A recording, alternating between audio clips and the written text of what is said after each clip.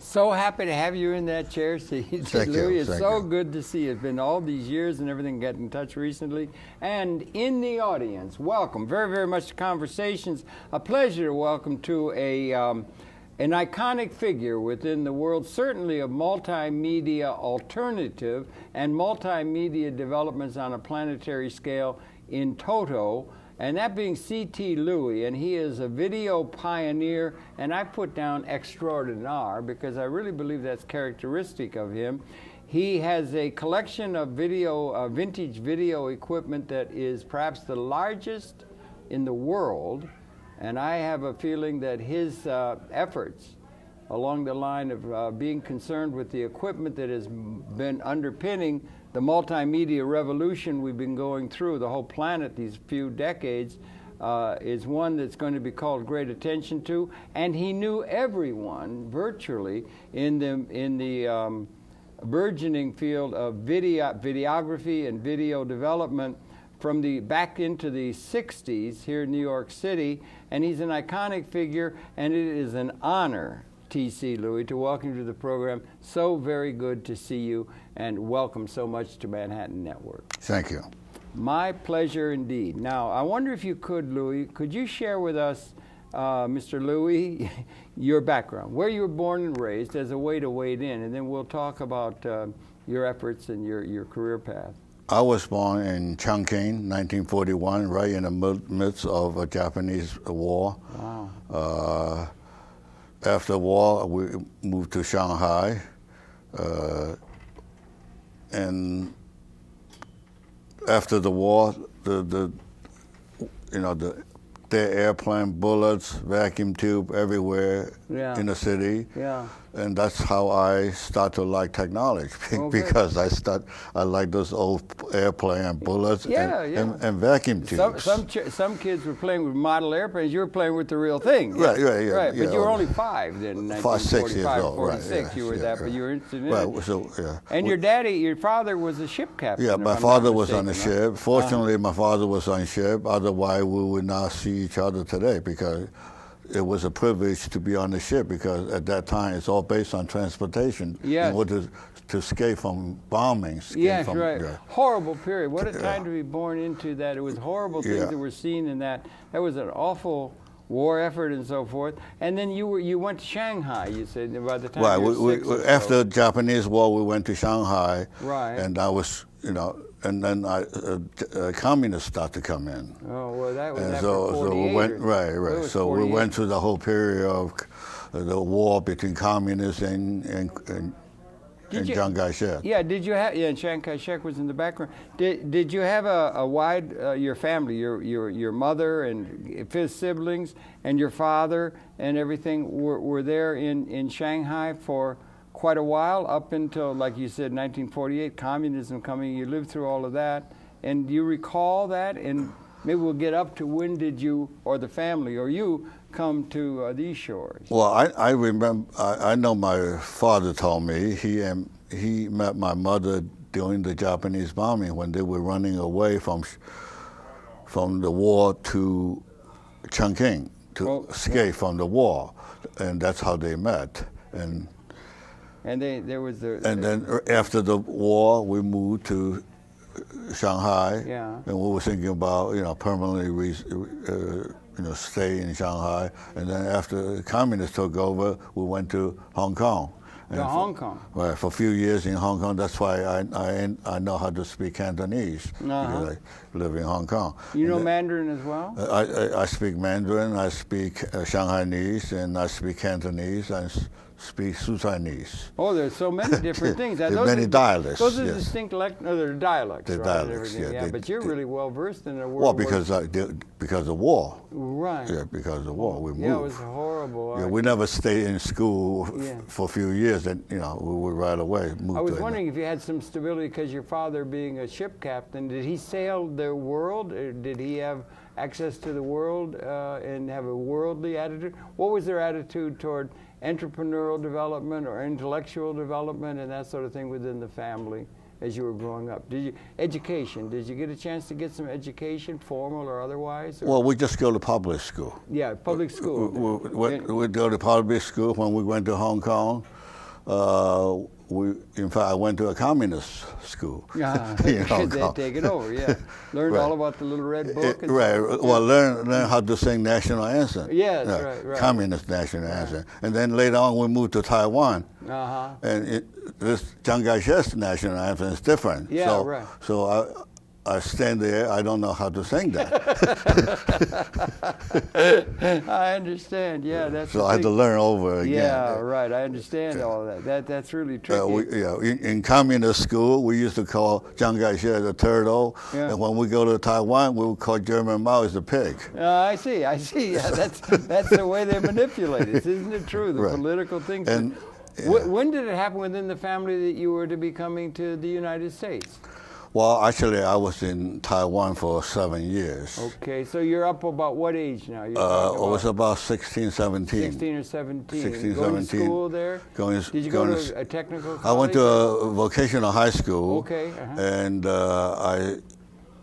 I graduated from vocational high school, but my grade wasn't high enough for me to go to senior high school as an electronic. Okay. So they put me in a printing school to study printing. Okay. So obviously I fell, something I don't like. Every day I go to the machine shop to watch how to repair a car instead of learn how to do printing. Yeah. And I used to... This is still in Taiwan. It's still in Taiwan, Teenager. As a teenager, I started to pick up electronics and machineries. And picked it up on your own, sort of? Picked up my own, yes. You did, yeah. There's a term autodidact I like a lot. That's where somebody teaches themselves how to do something. I think that's something to be said for that. Right. And you've certainly learned a lot of that. You actually picked up on electronics like shortwave or radio? I used to build crystal radio. So from crystal radio, obviously build 1-tube radio, as 2 tubes, 3 tubes, and slowly you build 5 tubes. And then one day, I put an antenna, in my backyard. And Homeland Security, you might call it today, it's Homeland Security, but the government came over to say, said to my father, what's your kid doing? Trying to become a communist? Talking to communists? So the same day we had to lock the antenna down. You ever remember a company called Heathkit? Heathkit, yeah. Ecolab and Heathkit. My father used to bring me those from overseas. Oh yeah, he would be traveling on the sea. Yeah, he's traveling on the sea. In Taiwan. He'd bring me Popular Mechanic, Popular Electronics. That's how I become... learn how to do electronics. You were learning on your own. Right. I had a friend of mine I grew up with. He was my best friend when you were young, and he would do the Heathkit, and you'd get about 1,000 parts, and you'd lay them out on a sheet, and you solder this to this and this to that, and you'd build a radio. You'd have a radio for $10 that would be a $60 radio if you bought it off the shelf. You really get a good thing. He did it every time. It worked fine. I tried it. I never got anything to work. Well, we didn't really have that privilege to build as a kid. We had to build everything ourselves. So we had to wind our own coil, make our own transformer. Wind your own coil? Make our own transformer. We literally had to make parts ourselves. Oh, you were really much more. You didn't have Heathkit, did you? Yeah, I didn't really have Heathkit.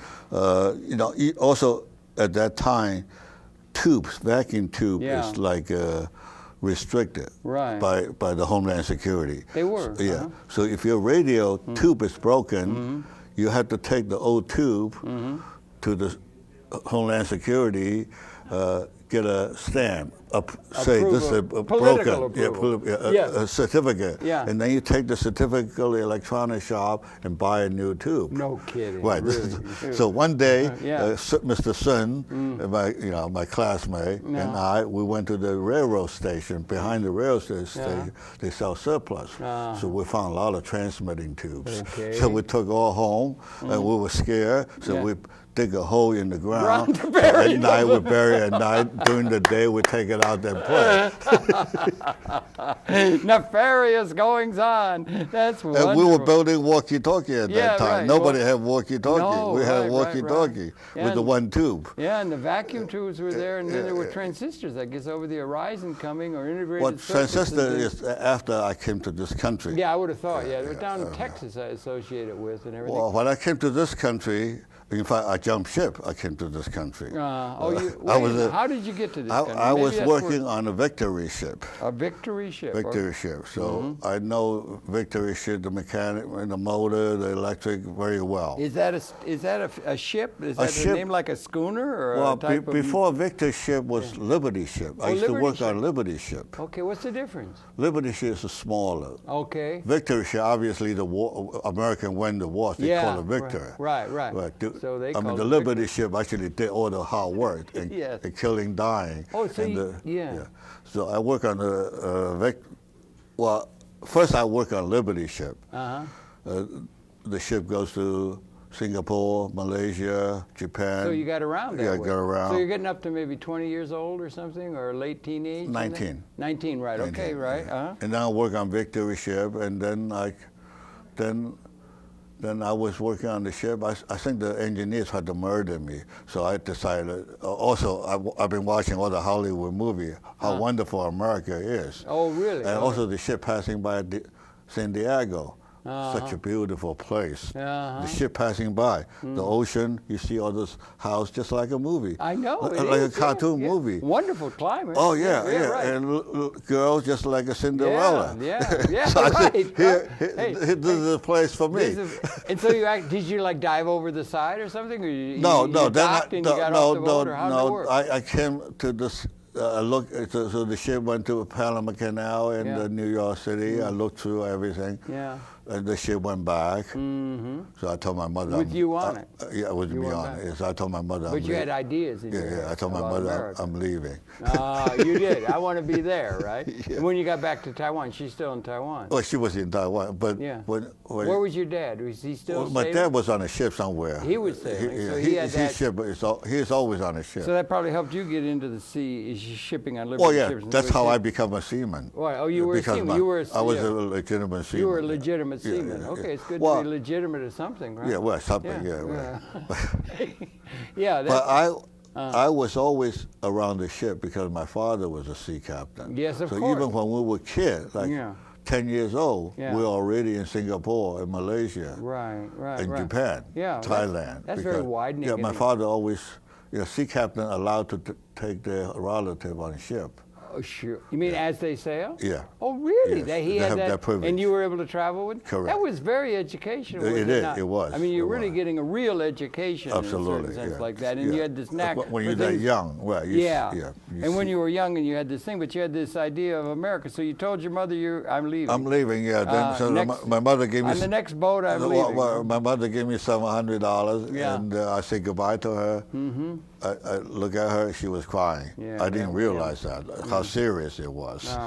I was just a kid. And just say, here I am, I'm leaving. Yeah, right. And you were serious. Yeah. So tell me, how did you get ashore? Is it a movie? Who could we have playing you in the movie? Have you optioned the rights to your life yet? Not yet, but I am thinking, I'm seriously thinking about making a movie about me and also about my father. My father, in a way, is like a hero because during the war with Japanese, he's participating, moving all the ship to Chungking. Right. Japanese in 1937. Japanese bombing. Yeah. Right. The whole Nanking, everybody, all the factory are moving. We are moving the whole capital from Nanking to Sichuan. Okay. Yeah. Right. So my father's job was to take those ocean boat into Yangtze River. Right.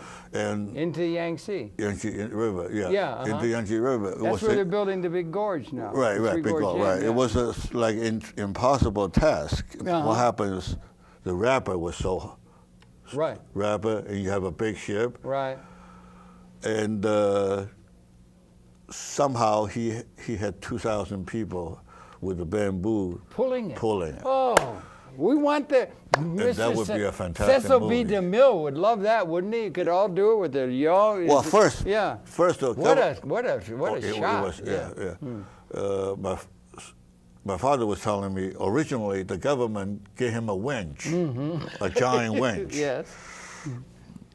And they sent the factory people from Shanghai, installed the winch on top of the mountain, supposedly to winch to steam it up the Yangtze to drag big ship. Yeah, right. However, big ship. However, they were all corrupted. They left the winch working without giving him any cable. So he couldn't drag any ship. Yeah. Meantime, Japanese bombing are coming. Yeah, coming. That's at the time of what Iris Chang wrote about the rape of Nanking. Did you ever read that book? Yeah, this is all related. This is all related. Right. Yeah. So he has to go see the gang on the mountain with my mother. Make a deal with them. Make deal. The gang get him 2,000 people. Make him and with the bamboos, the rope, somehow they got it up. Up the river. Up the river, and they got it up to the river. With the bombs going off and whatnot. With the bombs in the back. I want the rights to the film. I want the rights. And they dragged the ship, and the people couldn't believe it. Because they also announced to the world, the news, say, we have moved the ship. Yeah, right. Japanese is coming, we have moved the ship. So Japanese didn't get any of our ship. So the Dutch people, at that time was an expert in the water. Sure, they were mariners from way back. They couldn't believe it. They said it's impossible. So they want to observe, they want to see. So the American took an airplane from India in over Cambodia, over the hump from Burma, Burma, and took them and landed in Chungking to see how my father doing. Damned. Did anybody have a movie camera taking film of it? Somebody should have got those shots. But there is a shot of a boat coming up the river by some captain. Anyway, so the government doesn't want to give my father any credit. So they say, where are all the expense receipt? Where are the certificate receipt? I have no receipt. So they want to put him in jail instead of give him credit. Yeah, right, okay. So, all right, so they say, if you don't have receipt, fine, go make some receipt. Make one. Yeah, so while they go and make receipt, the Dutch people come in, experts come in, the government give them retired general, retired Navy, and have them all accompany with them to see how the boat was pulled. So as they in the Yangtze River, they all got washed out by the Yangtze River. They all disappeared. Really? So that news never came out. You hear it here first. You never heard it first here, and you've got the reenacting of that has been optioned to Steven Spielberg. Yeah, you got him down to do it in VistaVision, or that's really a segue in a certain sense to multimedia. But we haven't got you off the boat in America yet. Right. And we got some things we got to do, because you've had a hell of a run in terms of being in touch with the development of multimedia communications that is so roiling and changing the whole earth over these last few decades. We didn't have multimedia capacity for the people. Realize back in the 1950s, a little 8mm camera, you could make a little something. But the real change came with all of the equipment that was attendant upon multimedia that we're involved in here. But first, let's get you into the United States from China. How did you get off the boat? Was it in San Diego? No, it was in Baltimore. In Baltimore? Right, Baltimore. Did you have to jump into the water? No, okay. Literally, well, not quite. But you said you jumped ship. Well, that's the word they use. Yeah. Jump ship, basically. You're docked there, and you just walked off the boat. You had to leave, and you just didn't go back or something. Right, something like that. Were you illegal then? It was considered illegal. You were illegal, right? Illegal, yeah. Did it take you? Did you have to live underground and everything like that? No, not quite. But because the ship came to America once before, so I met somebody. Oh, you met somebody? You had a contact? Yeah, I had a contact. So somebody helped me. So I went to school. In Baltimore? In New York. In New York. Well, Baltimore, I couldn't. I don't know Baltimore anybody. was just a jumping off place. Yeah. And you were in the United States. How'd you like it? First time your feet hit the ground within the United States is what year? Well, that was off a boat rather than looking at it from the sea. 61. 61. January. Yeah, January 61. In the winter. Right. The first day. Yeah. First day, I went by to Delancey Street to look for my buddy. In New York? You're off in New York right away, yeah? And I had a $20. How'd you get from Baltimore? You just got I took a train. You took a train? I took a train. I then would go to Washington. I bought a coat to make myself warm. Keep warm and also make myself look more like native. I see. Okay. Did you have much English then? Being in Taiwan? Zero. Zero English, Zero literally? English, basically. What a movie! What a movie! Zero. Yeah. But anyway, the first day I came to America, I went to Delancey Street and looked for my buddy, and I had $20 bill. The taxi cab driver would not give me change. He said, "No, you have no change." He said, "Go change somewhere." So he made me go down. I saw some kid standing there. Say, I don't know what the hell I was talking about. Show him a $20, and all of a sudden there's a knife sticking in my back. No, you were robbed. Welcome to New York. Welcome to New York.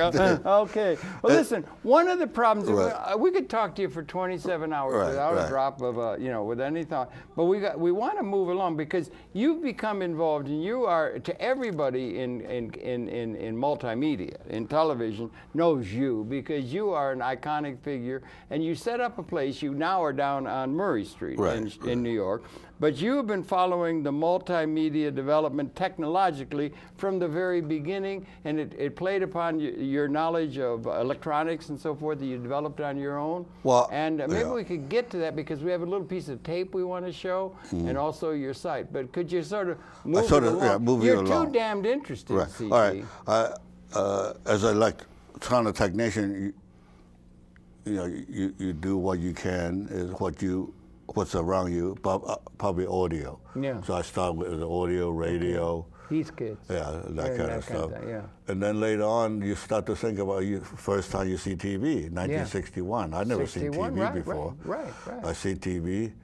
And so I start to think about how to record TV. Yeah, you started thinking about how in the hell does this work? Yeah. Well, I know how to record. I know how to record audio. So how do I record video? And you're thinking that way, and you're picking up English. That way as I pick up TV. You're picking up English. You're liking New York. You're liking America. Yeah. Okay. Well, I also married to a Dutch woman. Okay. Jennifer's mother. Yes, Jennifer's wonderful. Your daughter. Yeah. Her name is Finstra. Okay. Finstra is a Dutch name, and she taught me English. And she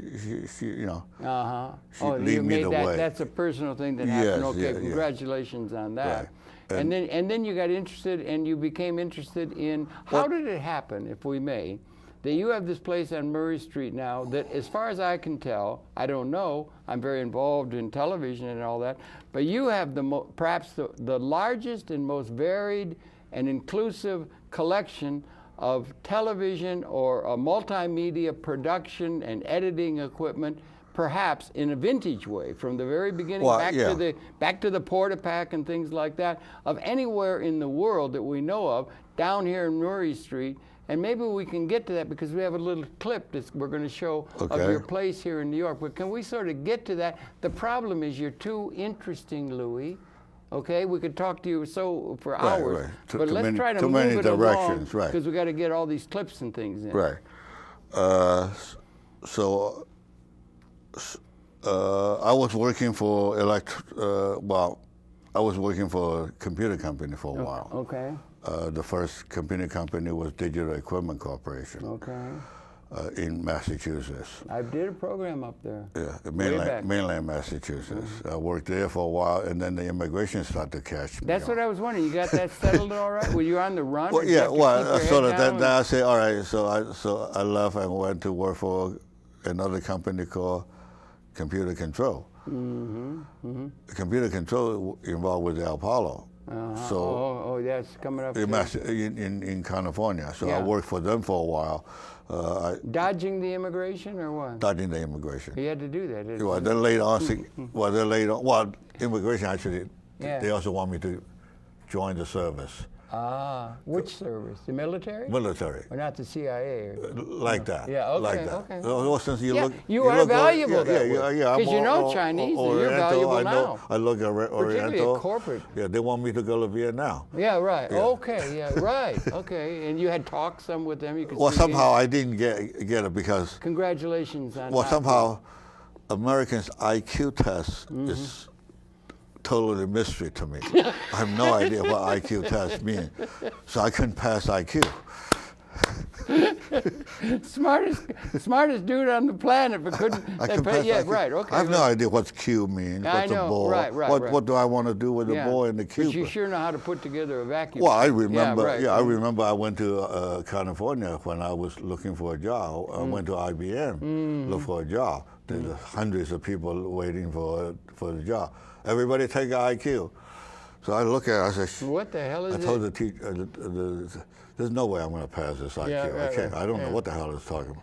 Give me a task, I'll do it. Give me a task. They give me electronics. I pass right away. Give me a ticket to Did they have the wit to see San that? Jose. Did they have the wit to see that as something valuable, that you had the ability and hire you because of that? That's why they give me an airplane. That's why they give me an airplane to go to San Jose to. Okay.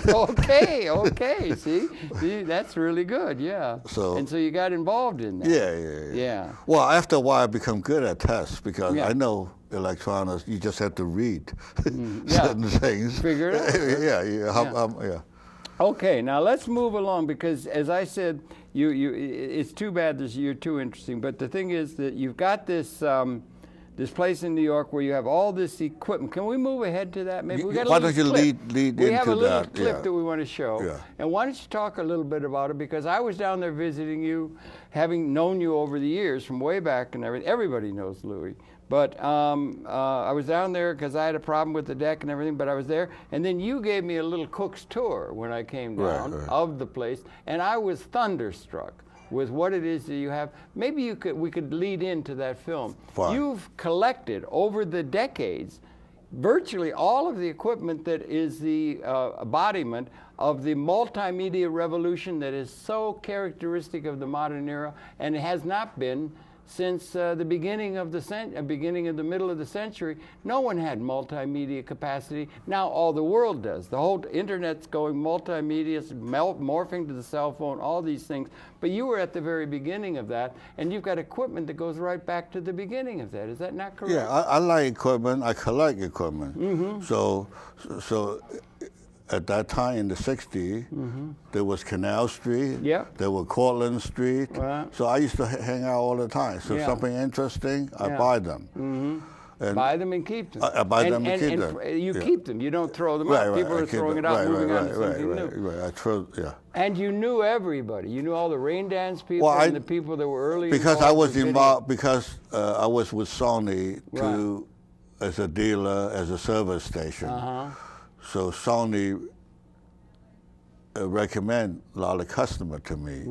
And also word of mouth. Word of mouth gets around. I say, everybody knew. Everybody knows. Like even B&H used to send equipment to me for repair. They used to buy tape from me. Okay, you've been in. Okay, so the problem again is you're too damned interesting, but we got a piece of clip. We were down there and I was in my overcoat and everything, and we went and walked around your unit. It's down on Murray Street. Maybe this would be a time for us to do it. Run that piece of tape. It runs about 10 minutes. And so if in the booth, why don't we run that tape now, which gives a little taste of the place that is his down on Murray Street. I personally am of the opinion that the world ought to take very careful note of all the work that he's done. He's got the equipment, he's got the manuals on it, the schematics, he's got it all there.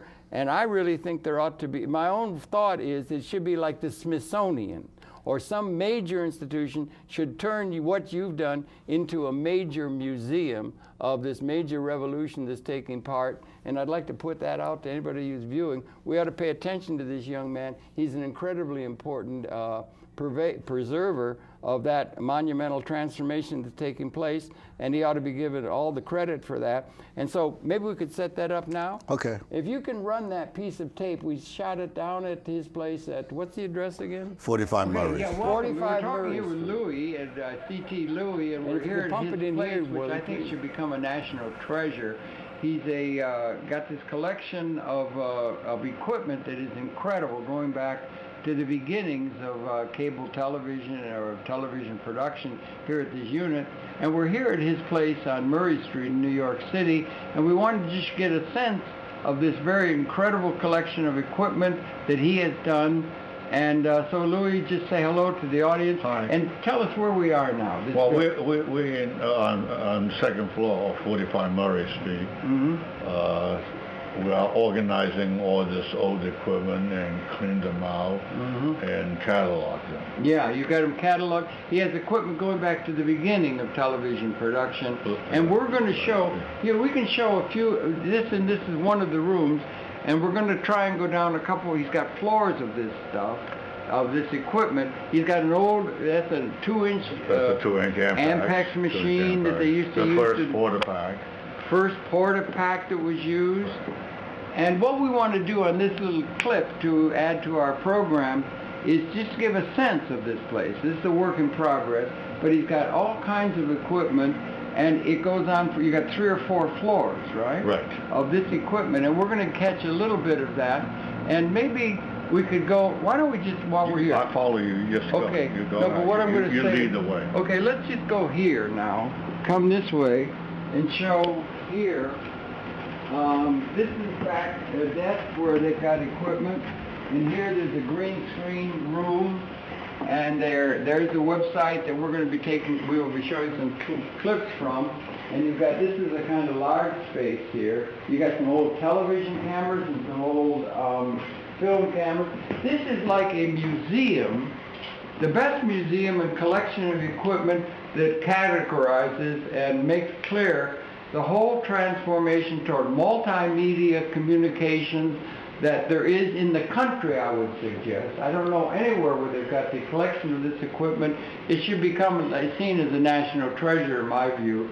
And what we want to do in this clip is show not only this room, this floor, but the other couple floors in a way, even down in the basement where you have equipment that is like an archaeological treasure for me as somebody interested in communication, as is much of the world, to include in the program we're going to do with them about this. And we'll go and we'll do some more, just to give a view of a preview of this incredible place here on Murray Street in New York City. Okay, we're now on the ground floor with Louis, and we're coming into this place.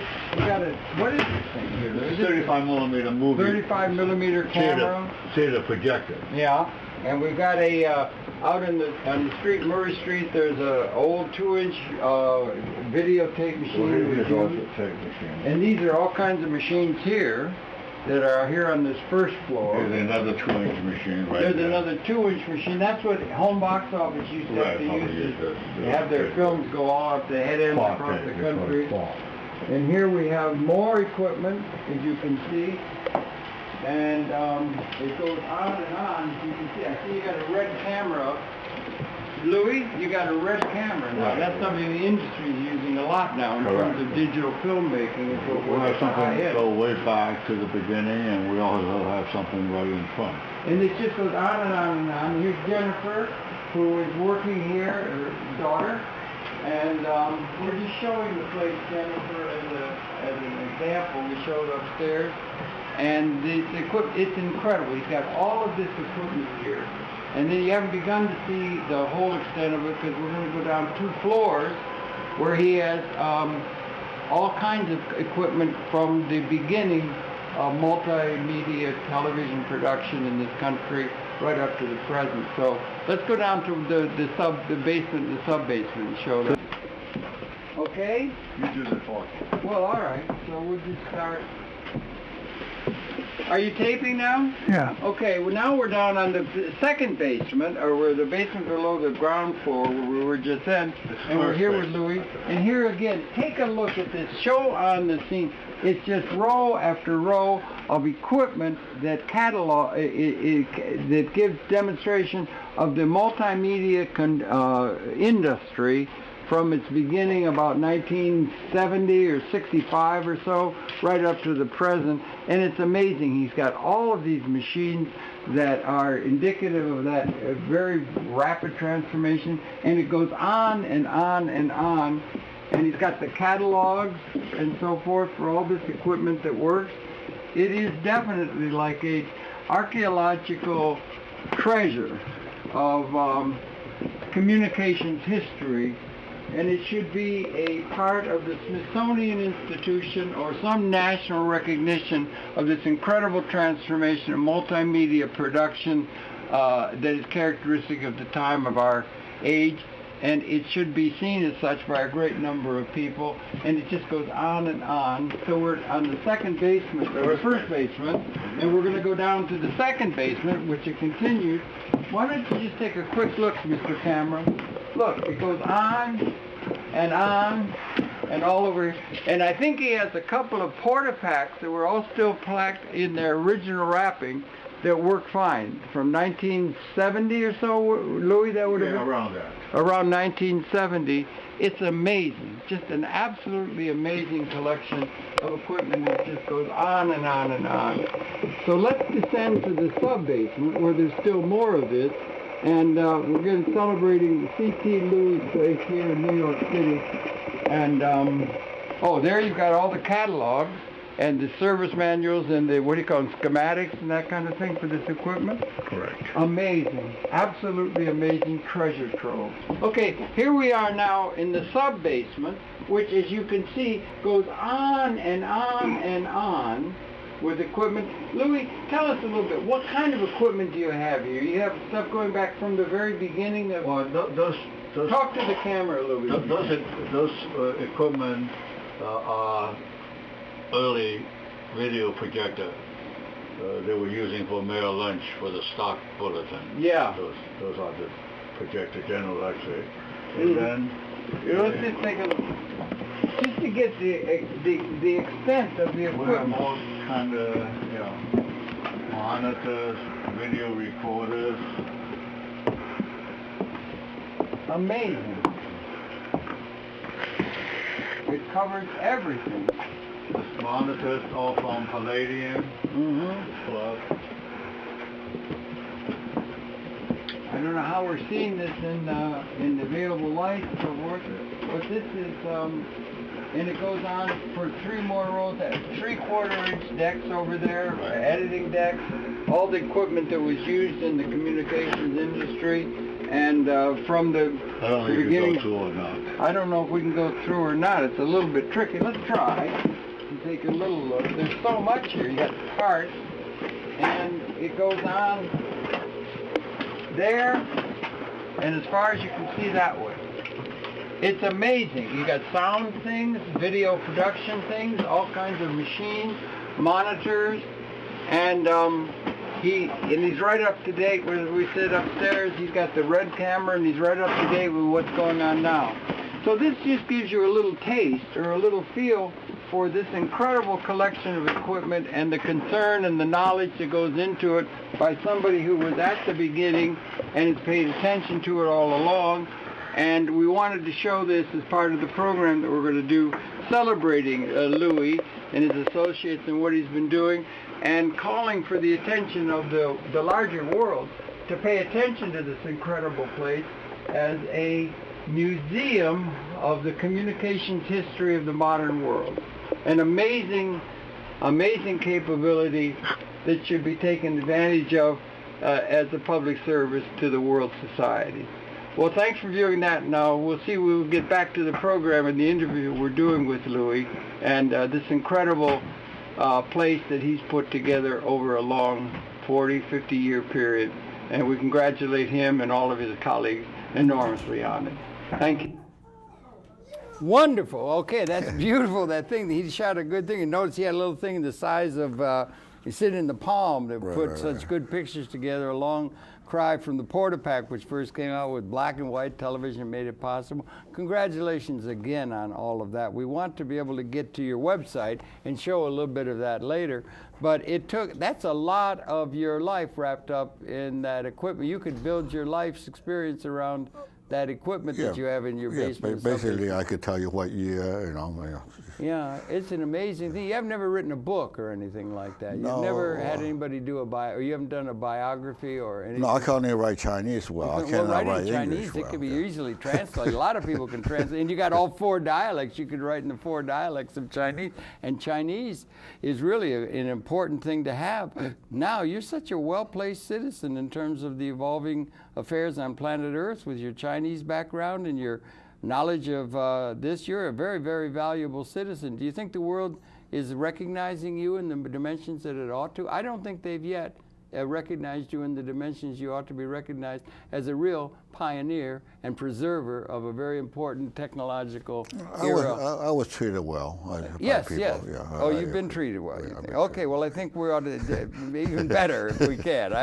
Because I'm a great fan. I'm fan number one of your fan club. I'm also a hard worker. So, yeah, I know you are. I can see that you are in the family, and your father, and you've got friends that you've been with for decades and so forth. So it's a great story. Yeah, now, I appreciate what this country gave me, you know. Mm-hmm. Okay, well, that's I like fine. to somehow pay back by helping this country to learn Chinese, like helping translating, especially like Chinese opera. I think opera is so wonderful.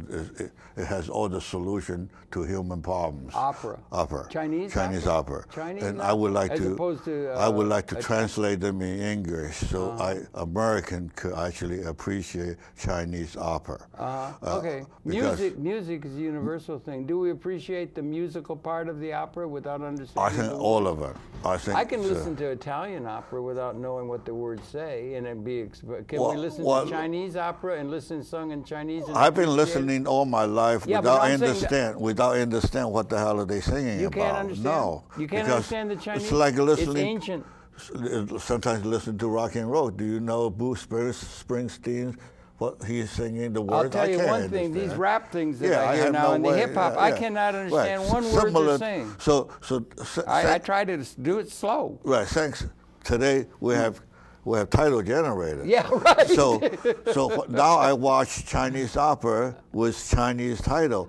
Now I know exactly what I'm watching. Okay. And now my job is to take that and translate to English to let Western people to appreciate it. Okay. I think what the world needs opera to improve. That's I think we're so violent. We're so reversed. We don't know what's up and what's down. Right. Why don't we watch somebody 1,000 years ago? They went through the same situation and the solution is there. Why don't we learn from that instead of start all over again? Well, okay, that may be. On the other hand, the technology is also part. It's possible. One of the unique things about the Homo sapiens species is our ability to, in fact, extend our consciousness in tools and technology much better or more than any of the other creatures. We're very adept at that, and there may be some hope in the technology to bring about a transformative world. We're just talking about Isaac Asimov saying this is the most crucial generation in the history of mankind. And one of the major transformations has been the technological ability to have an altered environment created through our own intervention in the environment and so forth. And we're at a point where we've got weapons that may very well be species lethal, and we have an ability to take care of everybody in terms of the ancient scourges that has never been characteristic of humanity. And he said this is the crucial, whether we're going to join entropy, which if we just keep killing each other and so forth, or if we might be able to have even a liberation or a real flowering of the human total capability in a unique way that's going to set us on a course distinct from all of history, that he really felt that was characteristic of his time. Opera is good, and I think that's a good idea. Chinese opera is pretty good. Chinese opera, basically, like every problem you have, if you have marital problem, there's an opera talking about that. Well, if you have problem with the politics, there's an opera about that. Well, we got it's that. all repeated. Well, we got Tosca and Bohème and all these kind of things out of Italian opera, but we could get it from Chinese opera. Yeah, but remember, Italian opera or Chinese opera, they go downhill. They're not promoted. The reason why is we're looking at new technology. We want to wipe out old history. We don't want to know anything. Getting onto the new thing. So I feel Chinese opera would be saved by Western people for them to understand Chinese opera and let them promote Chinese opera. I see a book with the DVD. I can see it all now, really well done and everything like that. Great thing. But the problem again is you're too damned interesting, Louis. You're too CT Louis. And the thing is, we only got a few minutes left, okay, out of this thing. And I'm wondering if they could in the booth, I wonder if you fellas could try to bring up the site. He has a site, and let me tell you what that is, everybody in the audience now. It's CTL New York, NY, CTLNY.com. And they brought up, there it is. Now we've got the CTL, his site, and it's this shows my location, where the place is. And then if you can get to the site, his site, and then you'll be able to scroll down and see if they can get to where they can scroll down and see some of the Yeah, the first one. The first one to the upper. Okay, scan down. There's the shop. Right, There's the shop itself. This is all the. There's some pictures. How about a couple of those? If you could click on one of those pictures, it'll come up big. If you click up on that one right there. Okay. This is when I was 19 with my father, when my father's ship came to visit me when I was in New York. Handsome, then? I think you're handsomer now, don't you? I think, you know, there's the one, there's the one. There's your friend, I know. This is my classmate and my... That's your friend that's still with you. And my brother, yeah, right there. Is that your blood brother? On the right, it's my brother. On the right, brother, yeah, yes. he's there. And this is Irving Trust. I was building a studio for Irving Trust. Okay. And then and if you can... Okay, there's some more. That's Irving Trust also? Irving Trust, yeah. Okay. And then I think there's a page, okay. That's my studio on West Broadway. That's when you were on West Broadway, right. Okay. This is my crew on West Broadway when I first started. You're 1, 2, 3, 4, 5 right. from the right. Correct, yeah. right. You were there, yeah, 5 from the right, that's Louis. You look like a teenager almost there. I guess you almost were. But you hit the ground running once you got here. You got it all sorted out with the immigration people. Okay? Oh, yeah. Okay, good. That's good. A great American success story. If I had job, I start to work for them. Oh, okay, okay. To fix the equipment. Yeah, yeah. And then just scroll down a little bit if you can. Okay, there's some more equipment. And these are some photographs that are on his site. The site is amazingly rich. And if you can scroll down, George, maybe. And there's the thing. There's your dad. That's the thing. On top of my dad are all the books I published. Click on one of those icons there. Just click on it. Open it up, George. This is a thing. He had a thing called Video Tools, and he's got the issues. Click one of the pages from the thing. This goes back to the 60s, right? Correct. And what you were doing, you were covering the video, Paul public Ryan, access, also public access, rain dance, and public access, and everything with the happenings within the business. So you knew all the people, and you were following in a journalistic sense. So you published all these from way back, and he's the publisher of Video Tools, and he's made it available on this website now. Right. And okay, and then if you can go back to his site, George, if you can do it easily, and then scroll down and see if you can get to maybe they won't be able to. We want to get off that. Okay, well, maybe we won't be able to, but on your site, you had a thing where you got a whole bunch of different equipment photographs of, and small icons, and you click on them and they show them. Right, they're on the vintage list, showing list, showing all the equipments from the 50 to today. Yeah, and you did have one little film clip. It was amazing how well done that film clip was done. We did it with a little thing that sits in the palm of your hand. It's amazing.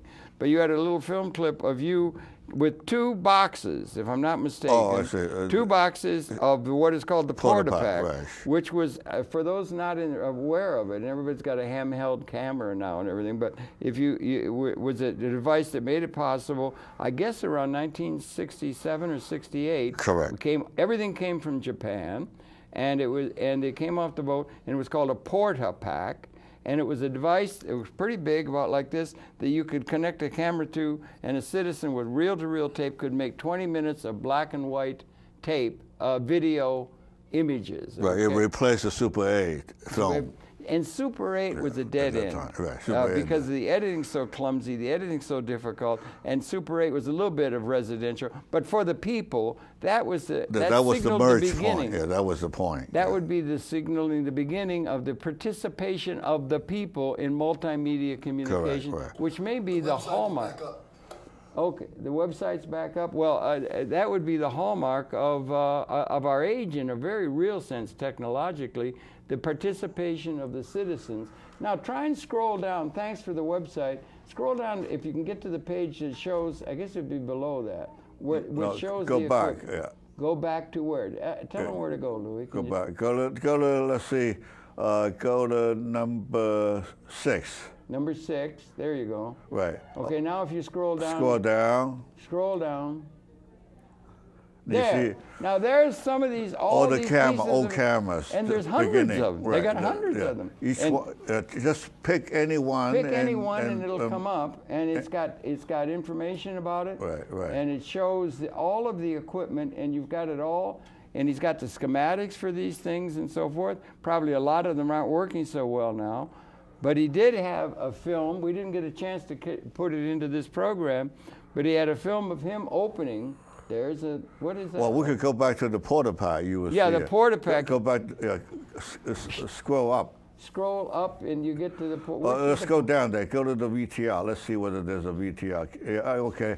Porta pack is number, right in the middle of the picture. Yeah, that one, yeah. Okay, click on it. Yeah, you see me open? Yeah. Oh yeah, there he is. Let it go. Let it run. Right. He's opening two boxes. Two brand new porta packs. They were new in 1967. Right. And they were in the box with the plastic around them, and he's opening up two porta packs, which is this Keystone technology, and apparently they worked. They work. Yeah, they do. They still work. They do sets. Yeah. And so that was something that is there, and he had, and those are porta pack, and he has others of those. And so that's a very rich website that you have. Is that relatively recently you got that website together? Yes, just got it together by Carl. Carl did that. Yeah, he did a good job, right? Yeah, and you're making it known to the world what's down there on Murray Street. Right, it's a treasure trove. Right. That's amazing. And then, and then again, I would say it's CTLNY.com. It's a very, very rich site. So now, let's go back to... He wants to go somewhere else. Yeah, now. go back to the list. Right, go to number 3 page. Number 3. Right. Go to number 3. Just scroll all the way down. Now scroll down.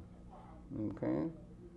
Okay, this is... There's Chinese opera. Chinese opera. This is the translation I did. Really? Maybe if you hit that play, see what they will play. Play it, see what they will play. But it takes a while to download. Yeah, it has to download. So let it. This is the thing. You notice this is English, Chinese and English coming. Is there any, yeah. See, English is coming. Do we hear the music though? Yeah. No, listen. Just listen for a little bit. Couple of them.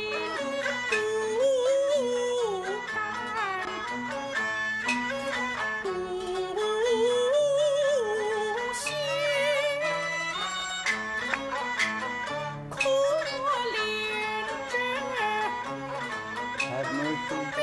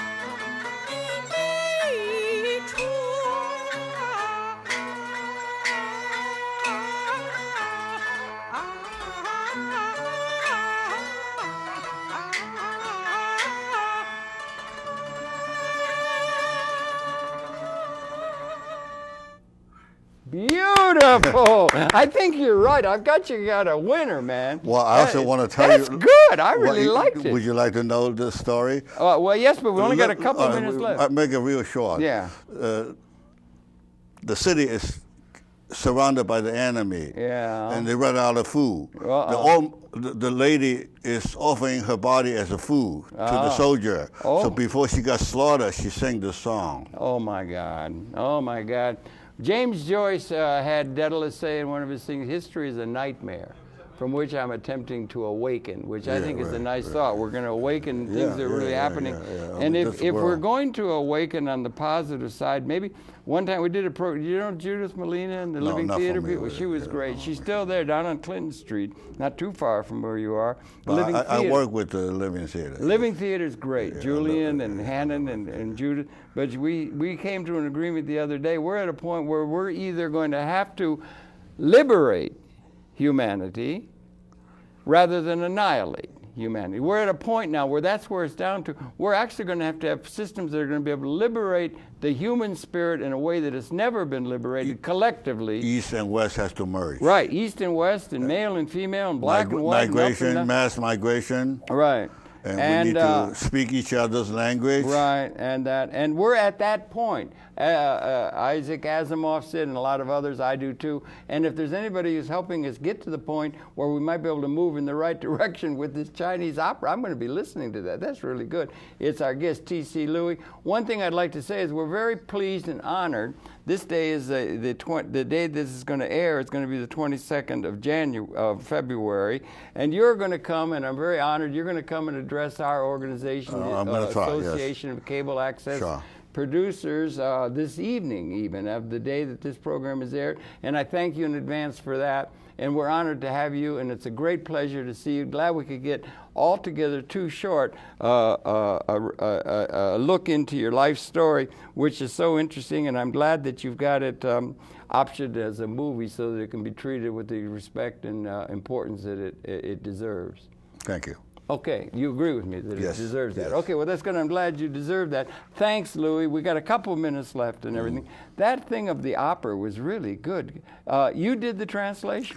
My brother and I did the translation. Obviously, I do the technical part. I typed it in. Yeah, but you got the words. You can understand them? I understand both. Did you ever try to read Beowulf? Or will you go back to Old English or something? It's so well, that's a little beyond. That's a little beyond me. No, but you understand what I'm saying. Is it the same with Chinese? Similar to Chinese, because at that time we didn't have paper, so we had to carve on the stone or carve on the bamboo. So our words has to be short, brief. That's why there's ancient words. Ancient words, few words mean a lot. You can understand what she's saying. Oh yeah. From your understanding. Yeah. Okay, and then the music is different, yeah. And it's coming to you through the multimedia technology that makes this available and coming. The title generator, thanks to the title generator. That's all part of it, isn't it? Well, now with the voice recognition, I want to make it automatic. And you are in support of. I want to make it automatic. In other words, when she sings, automatically translate to a CD. It's like that would be fantastic. They can do that, and you're also.